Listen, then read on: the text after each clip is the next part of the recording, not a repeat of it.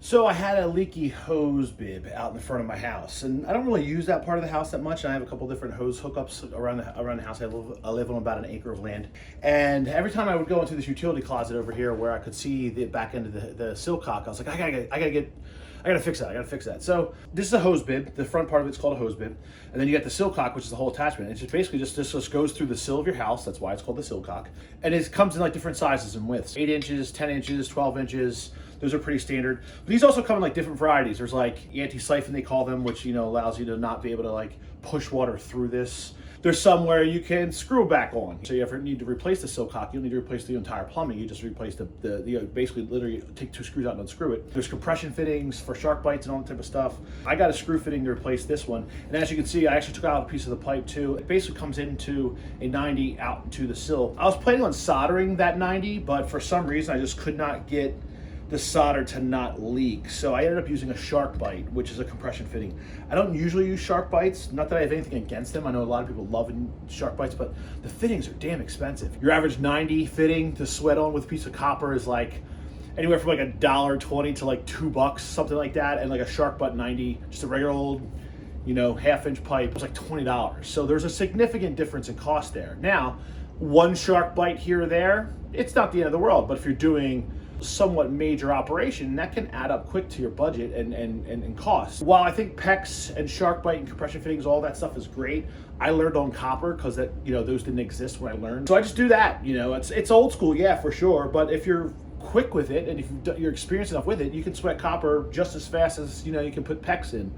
There's obviously advantages to using that stuff for sure, but I'm just an old school copper guy, which is weird to say because I don't consider myself an old guy. But PEX and all those, there's nothing wrong with those at all, and they obviously all work in different scenarios. And I'm not a professional plumber, so a lot of those guys, time is money. So like the faster they move to get that stuff installed, the better. So, but me, I'm just doing random plumbing around my house. So yeah, what you're going to see in this video is basically me removing the old silcock, putting the new one in, screwing it up in the back, and you're good to go. But yeah, the silcock is fairly expensive. This piece, depending on the length you get and the type, anti-siphon, anti-frost, that type of stuff, you're looking at anywhere between like the low 30s to like $50 for this piece. And then I got a fitting, the sweat on there, which was another $2 or $3, and then the 90 shark bite, like I said, was like another $20. So like all in, I was probably in about $55 in this whole thing.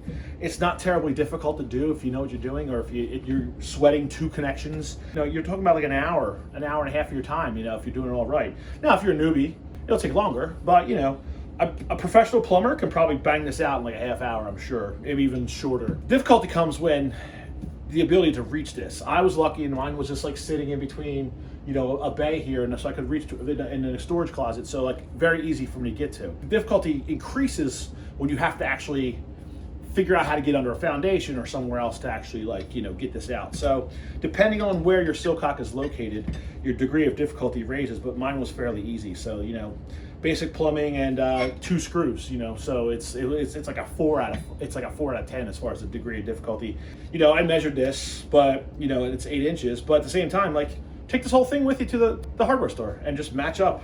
Okay, it's the right size I need. If you have the ability to play with any of the plumbing and the piping behind back on this end, which I did, you get the same size you want. Don't get a 6-incher if it buries yourself in the wall and you got to reach over into the wall to grab it. Get yourself a 10 or a 12 or something, give you some space too. So, but other than that, not terribly difficult to do.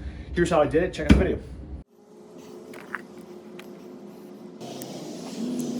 So here you see I'm just taking out the old silcock. I just put the new one in there, run a couple screws into the old spot, check for make sure it actually grabs onto something, onto the silcock, onto the actual sill. And taking that screw out because it didn't. Adjust the knob a little bit, get it out of the way. And then I'm just screwing in there, make sure it works. Throw some caulk around it, and we should be good to go.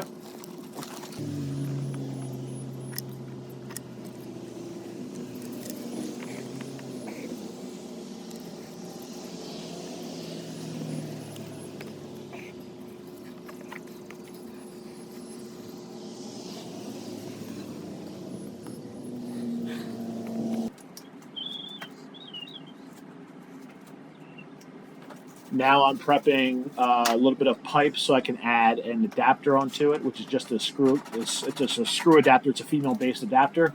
just to make a connection to the end of the silcock. Sweating it. Get some solder on there.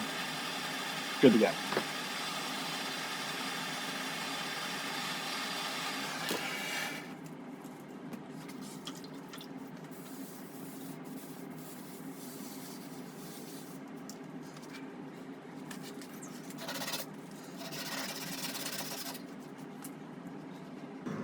This is the other end of my sill.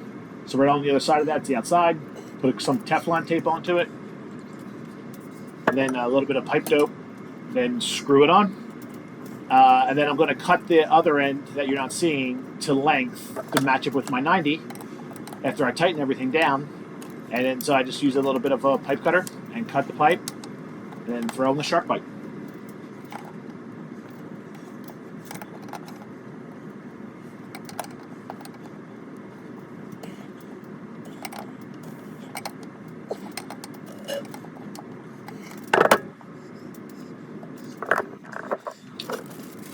Now that pipe's cut the length, right, as you can see.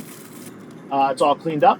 I'm throwing the shark bite on, give it a quick tap, nothing major, and then connect it. And then they both all should push together with compression fits. And then I just screw the pipe back in place with its holder.